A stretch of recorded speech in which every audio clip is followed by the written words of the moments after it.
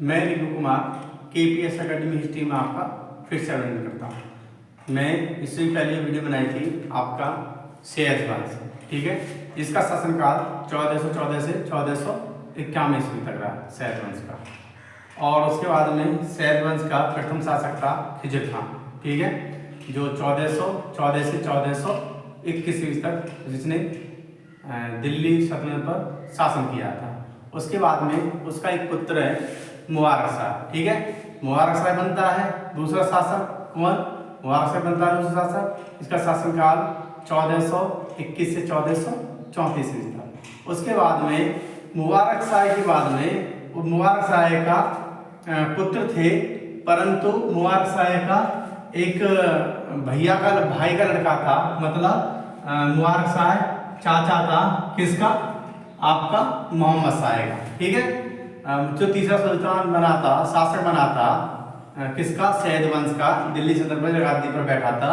तो तीसरा जो शासक बना था जिसका नाम था मोहम्मद शाह, जिसका शासनकाल 1434 से 1445 ईस्वी तक शासनकाल था। और ये मुबारक जो ये आपका मोहम्मद शाह, ठीक है, और मुबारक शाह, क्योंकि दूसरा सुल्तान है सैयद वंश का। जो मुबारक शाह किसका? मोहम्मद शाह का चाचा था, ठीक है। अब क्या होता है? मोहम्मद शाह का शासनकाल 1434 से 1445 में तक। इतना इसका महत्व नहीं है, एक आध दो क्वेश्चन आते हैं मुश्किल से, इतना बड़ा लेसन भी नहीं है इसका। तो सबसे पहले ये सैयद वंश का तीसरा सुल्तान था मोहम्मद शाह, ठीक है।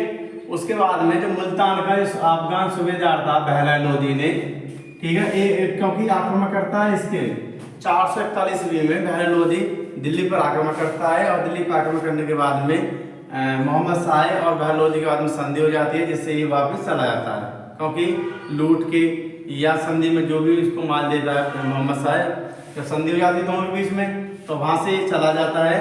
और चलने के बाद में कौन जाता है? कहाँ का सूबेदार था? ये मुल्तान का सूबेदार था, ठीक है, मुल्तान का सूबेदार था। लेकिन सुल्तान से बहरौल लोदी ने संधि के पश्चात वापस लौट गया था।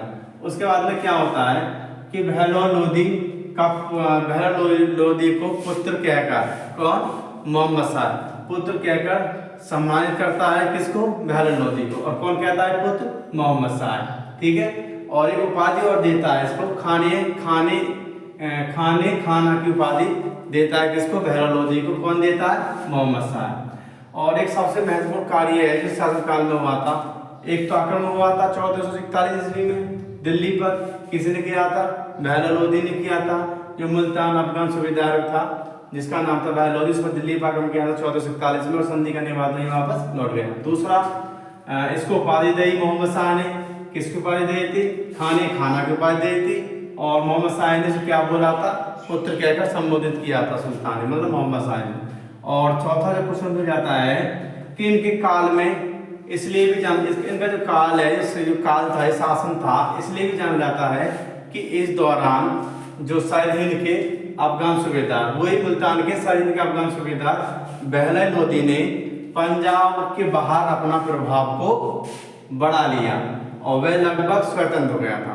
क्योंकि पहले क्या था कि पंजाब का प्रभाव, क्योंकि पहले मुल्तान और सरहिंद का, मुल्तान का सूबेदार था अफगान था, एक तो अफगान का था बहरौल लोदी, और अफगान के बाद में जो लोदी वंश रहता है प्रथम तुर्क शासन खत्म हो जाता है, सैयद वंश के बाद में आता, बाकी ये सब तुर्क थे, ठीक है। तो ये यहाँ पे बंगाल के जो पंजाब, मतलब सॉरी बंगाल नहीं, पंजाब के अपने प्रभाव को बढ़ा लिया था, लगभग स्वतंत्र कर लिया था। किसने? बहरौल लोदी ने। और बहरौल लोदी का एक नई दिल्ली में लोदी गार्ड में इसका एक मकबरा भी है, जो काफी उल्लेखनीय स्मारक है। किसका? मोहम्मद शाह का, ठीक। तो यहाँ से का दो क्वेश्चन पूछे जाते हैं जो आपके लिए मैं और बताता हूँ। मोहम्मद शाह 1434 से 1445 ईस्वी तक इसका शासनकाल। अब आता है कि सैयद वंश के तीसरे सुल्तान मोहम्मद शाह के कार्यकाल में मुल्तान अफगान सूबेदार बहरौल लोदी ने 1441 ईस्वी में, कब? 1441 1441 ईस्वी में, कब 1441 ईस्वी में दिल्ली पर आक्रमण किया था। किस पर? दिल्ली पर। किसने किया था? बहलोल लोधी ने 1441 में दिल्ली पर आक्रमण किया था, लेकिन सुल्तान के बदले बहलोल लोधी से संधि के पश्चात वापस लौट गया था, क्योंकि 1441 में से इसने दिल्ली पर आक्रमण किया और संधि दोनों के बीच में, मोहम्मद शाह बहलोल लोधी के बीच में, ये फिर वापस लौट गया। उसके बाद में बहलोल लोधी को मोहम्मद शाह ने पुत्र कहकर संबोधित किया था, ठीक है, क्योंकि पुत्र कहकर सुल्तान ने सम्मानित किया था। किसने? मोहम्मद शाह ने। और किसको? बहलोल लोधी को। और एक उपाधि थी बहलोल लोधी को, क्या उपाधि दी थी मोहम्मद शाह ने? खाने खाना की उपाधि, ठीक है, खाने खाना की उपाधि दी थी। किसने? मोहम्मद शाह ने। उसके बाद में इनका काल इसलिए भी जाना जाता है कि उस दौरान सर हिंद के अफगान सूबेदार बहलोल लोधी, ठीक, ने पंजाब के बाहर अपने प्रभाव को बढ़ा लिया था, ठीक है, क्योंकि इसने पंजाब के बाहर अपने प्रभाव को बढ़ा लिया था। किसने? बहलोल लोधी ने। और वह लगभग स्वतंत्र हो गया। और इसका जो गार्डन है, इसका जो स्मारक है जो बना हुआ है, दफनाया गया था, जो बना हुआ इसका है, वो नई दिल्ली के लोधी गार्डन में है, जो काफ़ी उल्लेखनीय है। वो स्मारक है किसकी? बहलोल लोधी, मतलब मोहम्मद शाह की, ठीक है, किसकी? मोहम्मद शाह की। अब एक बात और कि लोधी गार्डन में कि इसका एक तो आक्रमण हुआ था बहलोल लोधी का 1441 में दिल्ली पर। उसके बाद में पत्र को संबोधित किया था इसने। किसको? बहलोल लोधी को। किसने? मोहम्मद शाह ने।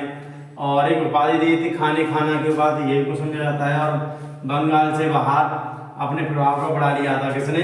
बहलोल लोधी ने, ठीक है। ये question KPS academy history channel को सब्सक्राइब करें, लाइक करें, प्लेस करें और सभी दोस्तों फ्रेंडों को लिए शेयर करें और कमेंट भी करते रहें और लाइक भी करते रहें वीडियो को, जिससे मेरा भी मोटिवेशन बढ़े और आपको भी। और पूरा वीडियो देखें, बीच में वीडियो नहीं छोड़नी चाहिए। और जो क्वेश्चन जहाँ से नहीं आते मैं उसको कम पढ़ा रहा हूँ, जहाँ से क्वेश्चन नहीं आते मैं उसको ज़्यादा पढ़ाता हूँ मैं, और बार बार क्वेश्चन में बताता रहता हूँ, जो अक्सर मैं जहाँ क्वेश्चन आते रहते हैं। धन्यवाद।